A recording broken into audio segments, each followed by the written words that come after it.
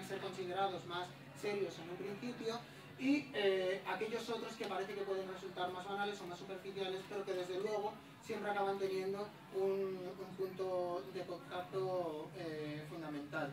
Entonces vamos a empezar con Pedro Alberto, si quieres, y bueno, vamos a ver un poco estas convergencias del fenómeno fan. Bien, pues muchas gracias, un placer estar aquí. Además a Fernando hacía tiempo que no lo veía y es un buen sitio debajo de esta polivagina para el encuentro. Los encuentros contigo siempre son en lugares inesperados.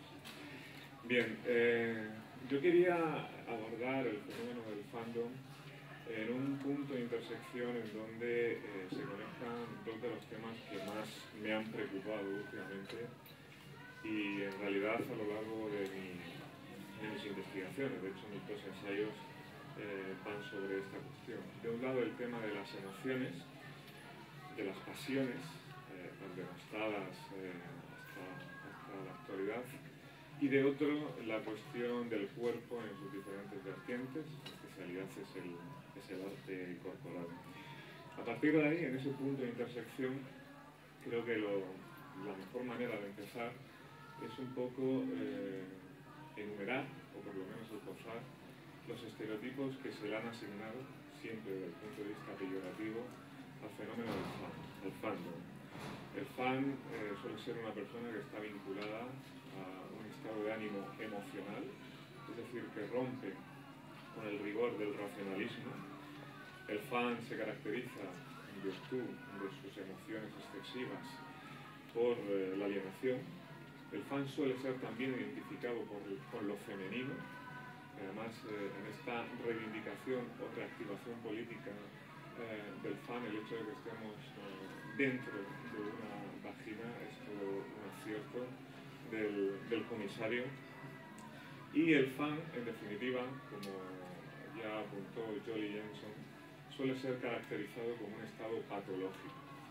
Es curioso esta denominación de patología. La patología, etimológicamente, de un lado, es el estudio de la enfermedad, pero de otro lado es el estudio de las pasiones. Comparten una misma raíz. Bien, el fandom, por tanto, el fan, es considerado como un no sujeto, inconsciente, acrítico, y por lo tanto como parte de una masa. Es una de las formas por excelencia de la pasión contemporánea. La manera en que, de un modo resumido, en unos pocos minutos, no me quiero extender más de 10, simplemente dejar esta especie de píldora, me gustaría deconstruir este estereotipo y este lugar común que se tiene sobre el fan, es a partir de una idea básica que voy a explicar a continuación. El fan constituye un tránsito perfecto y paradigmático desde el orden simbólico hasta el orden material. Y voy a desmenuzar esta idea para ver de qué estamos hablando.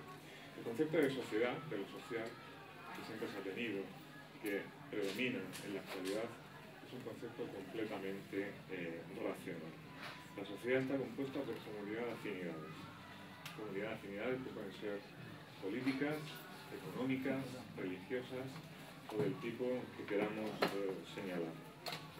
Todas esas comunidades de afinidades, por lo tanto, hace de cada uno de nosotros se interprete o actúe con referencia a una superestructura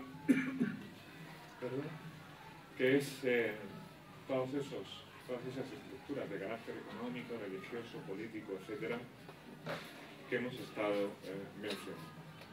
Es en este sentido, en este orden, en este entramado perfecto, en el cual nos creemos útiles, conscientes, subjetivos y activos, en el cual la figura del fan se intercala como una especie de punto ciego para las estructuras racionalistas.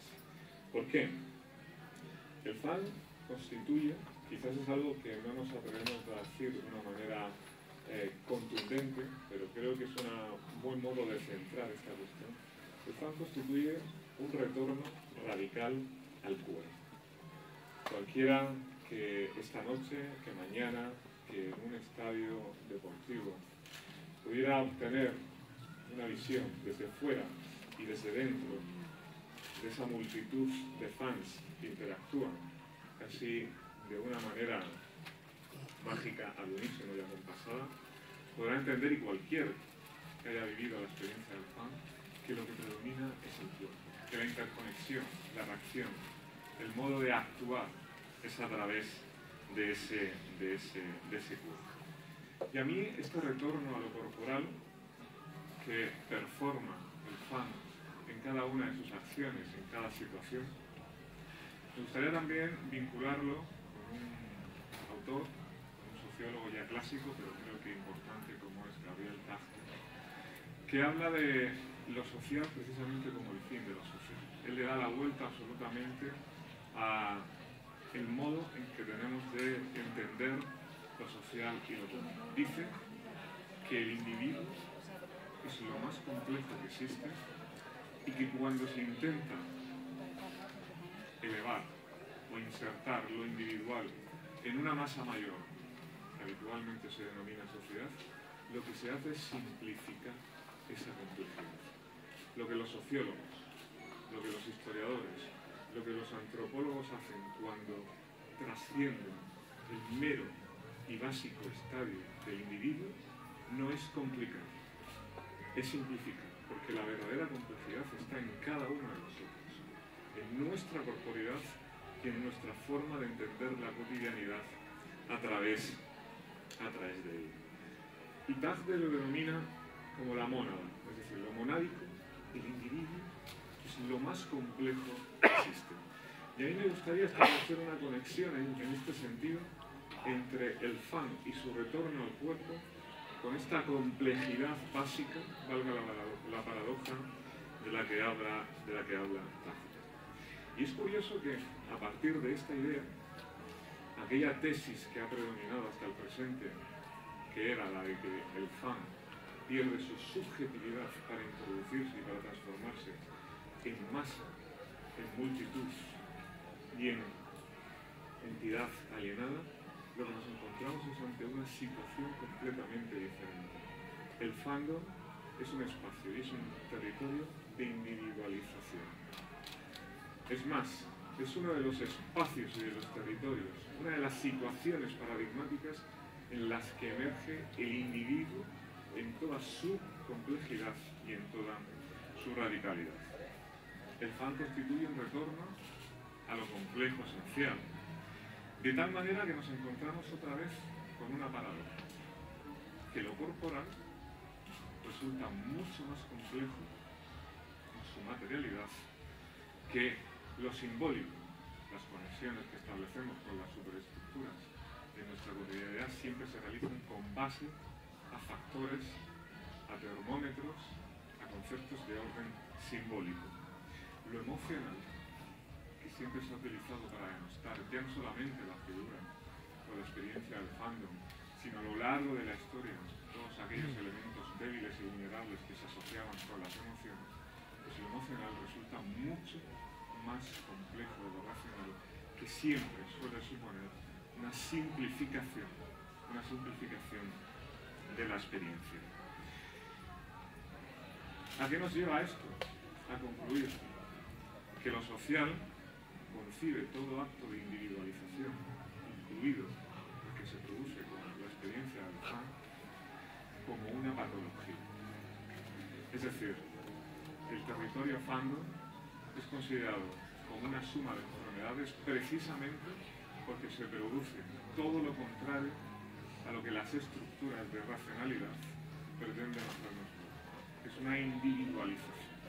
Y todo fenómeno de individualización resulta en ese sentido peligroso y temido por las estrategias de generalización y de tipificación.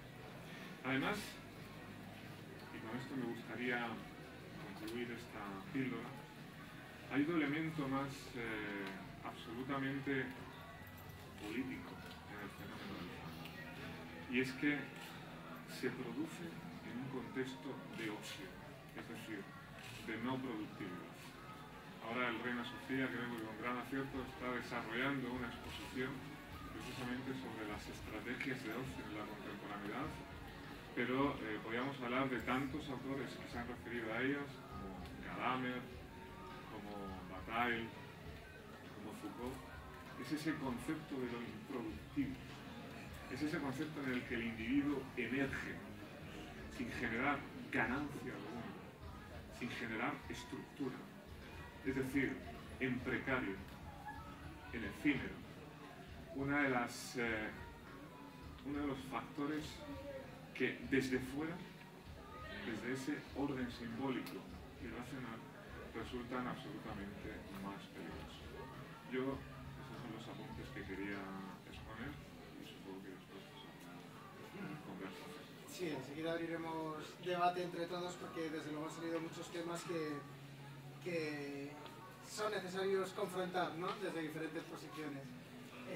Fernando, parece que vamos, hemos tenido problemas con la conexión de Henry, así que si quieres empezamos. Pinchamos lo de pinchamos lo tuyo. ¿Lo mío o lo de Henry? Lo tuyo.